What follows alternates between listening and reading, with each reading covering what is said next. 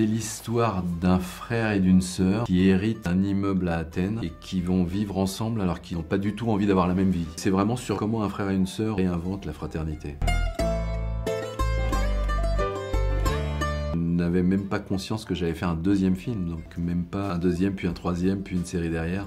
Quand j'ai fait L'Auberge Espagnole, je faisais un film, enfin je pensais m'arrêter là, quoi. C'est toujours très touchant de voir 20 ans après les acteurs historiques de L'Auberge Espagnole. Avec les nouveaux acteurs, on a l'impression de relancer la machine, de relancer une aventure dont on a déjà des bribes parce qu'on l'a un peu vécu il y a 20 ans. Ça veut dire ce que j'allais dire. On se prend maintenant dans la gueule en une question. C'est ce que Romain Duris a dit aussi. Il dit waouh. Quand il a vu les deux acteurs qui jouaient à ses enfants, il a dit ah ouais, d'accord. Le temps est passé, quoi. Enfin, c'est vraiment ça. C'est du bon temps. Ouais, c'est ça. C'est 20 ans dans la gueule, mais c'est des bons 20 ans. T'es vexé. Alors, moi, je me demandais s'ils allaient pas être vexés d'avoir un rôle plus secondaire. Et pas vraiment. J'étais plutôt content d'ailleurs de passer la main et c'était très joli d'ailleurs. La première fois qu'ils ont parlé avec Alyosha et Megan, c'était vraiment ultra charmant. Et Kelly Reilly et Romain Duris.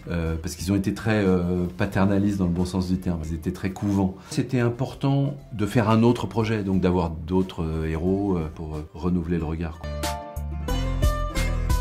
Il y a eu 6-7 directeurs de casting à travers l'Europe. Et c'est vrai qu'il y avait des personnages qu'on cherchait. En trouvant des acteurs et en tombant sur des acteurs, les personnages ont évolué parce que parfois on s'est retrouvé avec 2 Italiens, ce qui n'était pas prévu au départ, mais parce que chacun apportait non seulement un personnage, mais une Italie différente. Il y a un moment où les acteurs se sont imposés aussi.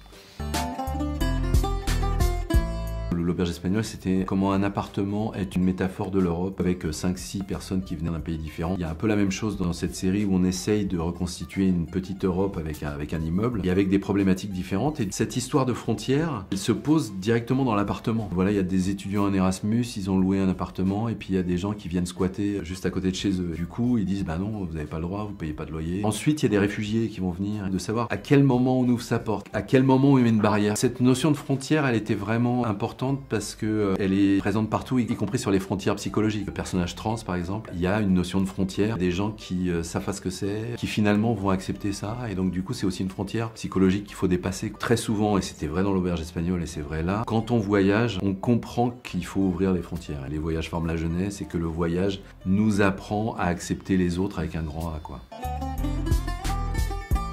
Athènes, c'est une ville qui subit de plein fouet toutes les crises. On voulait parler de problèmes d'aujourd'hui en Europe. Personne ne pouvait soupçonner après la crise économique à quel point les problèmes économiques et les immeubles abandonnés, les sociétés qui faisaient faillite, comment cet endroit-là pouvait devenir quelque chose d'attrayant pour la jeunesse d'aujourd'hui européenne. Les loyers sont pas chers, ça accueille des artistes, des musiciens, des étudiants. C'est une ville qui est extrêmement agréable, donc très attractive pour la jeunesse, pas que pour la jeunesse.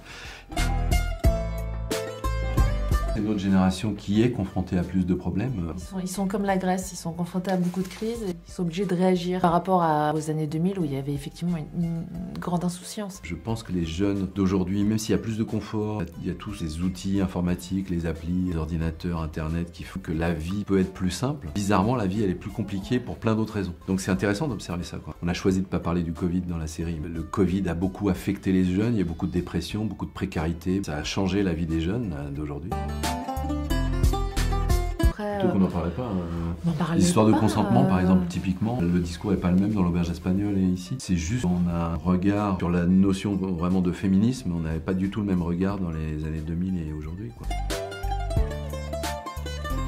Ils avaient entre 26 et 30 ans. Eux m'ont mis le nez sur des problèmes plus forts et plus conflictuels. Ils m'ont vraiment apporté un regard sur la jeunesse d'aujourd'hui avec plein de thématiques que j'aurais jamais abordées moi. Et justement, ce côté plus dramatique, c'est venu aussi au fait que moi, certainement, je peux être plus léger, je pense, dans ma façon de regarder les choses, d'approcher la vision du monde, quoi. Le fait que ça soit une série donne la possibilité de jouer avec plus de problématiques.